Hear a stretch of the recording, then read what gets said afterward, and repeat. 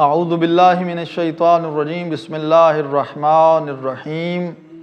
طہارت کے حوالے سے ایک اہم مسئلہ جو مومنین کی طرف سے اکثر پوچھا جاتا ہے کہ اگر کسی شخص پر زیادہ غسل واجب ہیں تو وہ کیا کرے۔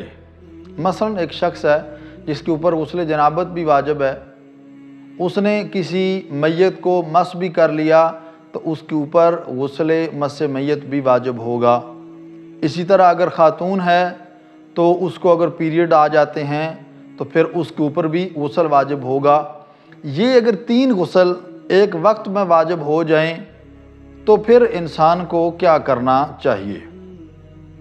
اس میں ضروری ہے یہ بتانا کہ اگر آپ ایک ہی غسل کریں اور آپ نیت اس طرح کریں، مثلا اگر غسل جنابت بھی اس میں شامل ہے تو آپ نیت کریں میں غسل جنابت کی نیت کرتا ہوں قربتاً الی اللہ، اور آپ کے ذہن میں فقط ہو کہ سارے کے سارے غسل میرے اوپر واجب ہیں، تو فقط آپ کے ذہن میں ہونا ہی کافی ہے۔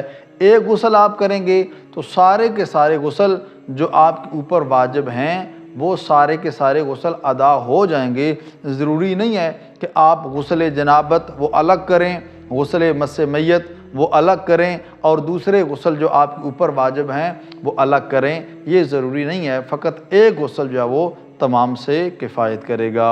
والسلام علیکم ورحمۃ اللہ وبرکاتہ۔